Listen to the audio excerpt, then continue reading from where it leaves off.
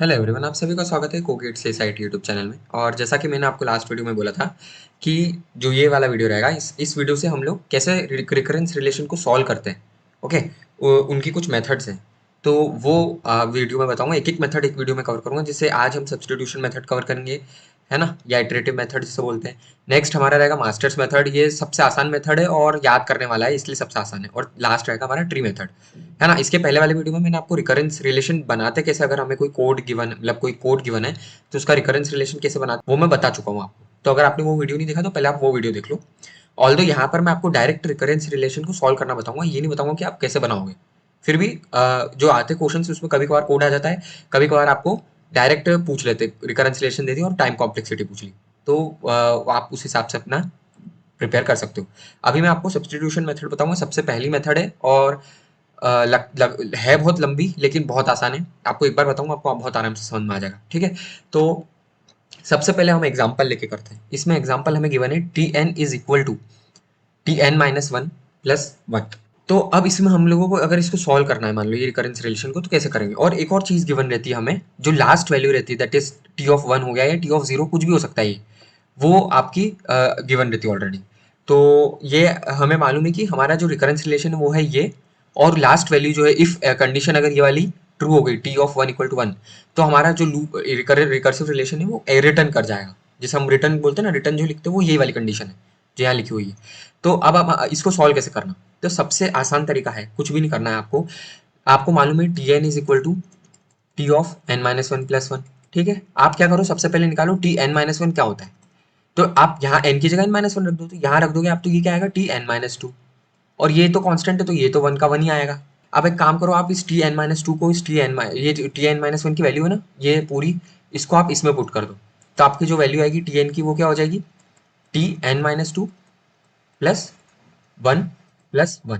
ठीक है, ये वाला वन इसका, और एक जो इसका ये वाला वन था वो यहाँ पे आ गया, ये लिख दिया। धीरे फिर इसके बाद में आप T of N minus three निकालो, T of N equal to T of N minus three के फॉर्म में लिखो।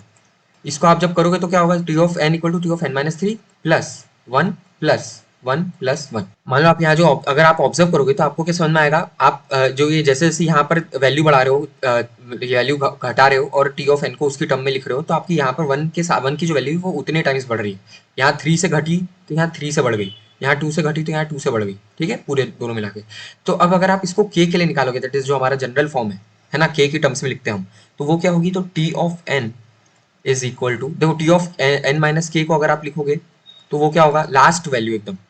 ठीक है, वो होगा टी ऑफ एन माइनस के माइनस वन प्लस वन। ठीक है, ऐसे बहुत सारी वैल्यू आते रहेगी।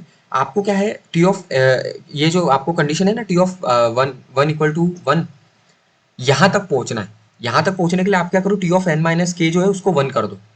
अगर आप एन माइनस के हमारा वन के बराबर हो जाएगा, समझ रहे हो मेरी बात को, तो आप यहाँ पर ये जो आप, जैसे मैं इसको, अगर मैं टी ऑफ एन को टी ऑफ के एन माइनस के की टर्म में लिखूँ, तो वो क्या होगा, टी ऑफ एन माइनस के प्लस के टाइम्स वन आएगा।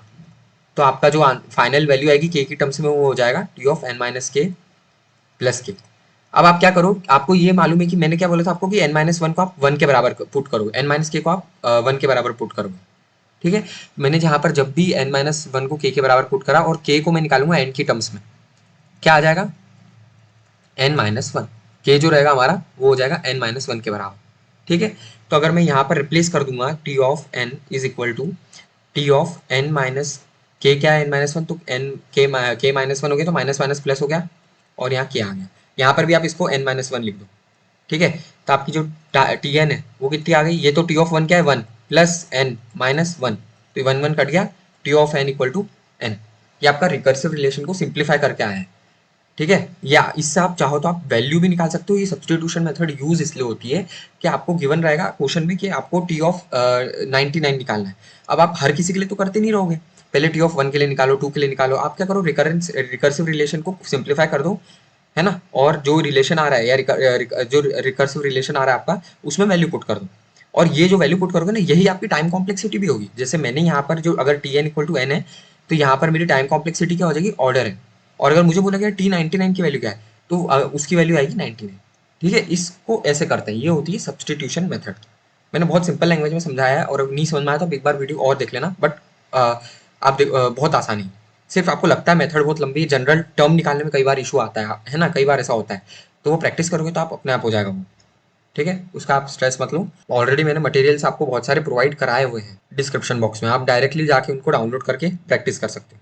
ठीक है, तो ये हो गया सब्सटीट्यूशन मेथड। एक और क्वेश्चन है जिसको मैं करवा देता हूँ आपको। देखो ये वाला क्वेश्चन है, T of N equal to T of N minus one plus n. अब ये आप वीडियो को पॉज करना और फिर इस क्वेश्चन को सॉल्व करके देखना फाइनल आंसर क्या है। ऑलरेडी यहाँ लिखा हुआ है बट फिर भी आप खुद ट्राई करना एक बार, बट मैं आपको फिर भी समझा देता हूँ। आपको गिवन है T of N minus one equal to T of N equal to T of N minus one plus n, तो और T of one equal to one given है। सबसे पहले आप क्या करोगे, T of N minus one निकालोगे, वो क्या हो जाएगा, T of N minus two plus n minus one. ठीक है, ये आएगा। आप इसको रिप्लेस कर दोगे यहाँ पे, तो टी ऑफ एन क्या आ जाएगा, T of N minus two plus n minus one. ठीक है, तो ये समझ में आ गया आपको कैसे हम लिख रहे हैं। अब जैसे मुझे तो कंसेप्ट मालूम है, तो मैं तो डायरेक्टली इसके बाद टी ऑफ एन माइनस के, टी ऑफ एन को टी ऑफ एन माइनस के की टर्म में लिख दूंगा। बट आप चाहो तो T of N minus two निकालो, उसको रिप्लेस करो, उसको आपको एक पैटर्न दिख जाएगा। वो पैटर्न अगर आपको मिल गया ना, जैसे सम का पैटर्न हो गया या मल्टीप्लीकेशन का हो गया, तो सिर्फ आपको उसको सॉल्व करना रहेगा, जो आप आराम से कर लोगे, एपीजीपी वगैरह लगेगी और आपका टाइम कॉम्प्लेक्सिटी निकल जाएगी। अब देखो मैं क्या करता हूँ यहाँ पे, डायरेक्ट करके बताऊँ अगर, तो मैंने क्या करा, टी ऑफ एन माइनस के लिखा इसको, है ना। इसमें क्या ऐड करूंगा, देखो जब मैंने T of N minus one लिखा तो मेरा जो यहाँ पर एन था वो एन माइनस वन था, और वो एन के साथ ऐड हो गया, तो यहाँ पे क्या होगा, पहले एन ऐड होगा, फिर एन माइनस वन ऐड होगा, एन माइनस टू ऐड होगा, ऐसे करते करते ये आखिरी में एन माइनस के तक एन ऐड होगा। अब यहीं पर रुको, आपको कुछ भी नहीं करना है, इसको सेपरेट वगैरह कुछ नहीं करना है, यहीं रुको। आप क्या करो, आपको बोला मैंने क्या बताया था कि एन माइनस के को आप वन के बराबर कर दो, तो आपकी के की वैल्यू क्या आ गई, एन माइनस वन। ठीक है, अब आप जब के को रिप्लेस करोगे ना यहाँ पे, तो आपको समझ में आएगा वो, आप देखना, आपको ऑब्जर्व करोगे तो आपको एक बार में क्लियर हो जाएगा। N plus n minus one plus n minus two plus, ऐसे करते करते आप जब इसको रिप्लेस करोगे तो एन माइनस वन, तो ये आंसर आएगा इसका वन से लेके एन तक का सम। ठीक है, और ये होता है डायरेक्टली आपका n plus one by two. Okay, तो ये जो है आपका सिंप्लीफाई हो गया जाएगा। ये आपका कॉम्प्लेक्सिटी क्या आ गई, अगर इससे निकालूंगा मैं तो एन स्क्वायर, और जो टर्म है मेरी उसमें मेरे को T of one equal to one given है, तो मेरे को वन ऐड करना पड़ेगा, तो मेरा यहाँ पे इसमें ऐड वन करना पड़ेगा मेरे को। ठीक है, तो ये आपका रिकरेंस रिलेशन सिंप्लीफाइड फॉर्म है। अगर आपको बोला गया कि टी ऑफ हंड्रेड निकालना है, तो आप कैसे निकालोगे, तो आप इस पूरे के अंदर पुट करोगे, भूलना मत इस वन को, टी ऑफ वन के साथ में जो है, जो मैंने यहाँ पे रिप्लेस करा ना, ये इसको ऐसे करेंगे। और टाइम कॉम्प्लेक्सिटी बोली तो ये कॉन्स्टेंट्स को इग्नोर करना है, और जो एन वाली चीज़ है उसको मल्टीप्लाई करके आपका आंसर आ जाए। ठीक है, तो ये होता है आपका सब्सटीट्यूशन मेथड। बहुत आराम से टाइम देके समझाया मैंने, क्योंकि एक बार समझ में आ जाएगा ना, बहुत आसान लगता है, हर क्वेश्चन बहुत आसान रहता है। ओके, एंड इसके बाद वाला जो वीडियो रहेगा मास्टर्स मेथड वाला रहेगा, और उसके बहुत सारे मॉडिफिकेशंस हैं, तो मैं आपको डायरेक्ट जो लेटेस्ट जो आपका जो फाइनल मॉडिफिकेशन है मास्टर्स मेथड का, मैं आपको वो भी बताऊंगा, है ना। उसके पहले कि मैं आपको अलग अलग, जैसे मैंने क्या है, नोट्स के अंदर अलग अलग सेक्शंस में डिवाइड करा है। पहला मॉडिफिकेशन करा तो उसकी वैल्यू ये आई, दूसरा करा तो उसकी वैल्यू, मतलब जो फॉर्मूला है वो ये आया। पर मैं नहीं चाह रहा आप कंफ्यूज हो, तो मैं आपको डायरेक्टली फाइनल मॉडिफिकेशन जो है वो बताऊंगा। वो अगर आपको याद है तो आप उसके अंदर किसी भी तरह के क्वेश्चन आ जाए, आप उसको उससे आंसर निकाल लोगे। ठीक है, हर किसी के लिए अलग रहता है। दो मास्टर्स मेथड के दो फॉर्म्स हैं, है ना। दोनों के फाइनल मॉडिफिकेशन आपको नेक्स्ट वीडियो में बता दूंगा और उससे रिलेटेड क्वेश्चन करा दूंगा। सो आज के लिए इतना ही। अगर आप एक गेट एस्पिरेंट हैं तो प्लीज़ इस चैनल को सब्सक्राइब करें और मुझे बताएं कैसे इंप्रूव कर सकता हूँ, और वीडियो अच्छा लगे तो प्लीज़ इस वीडियो को लाइक एंड शेयर जरूर करें। Thank you.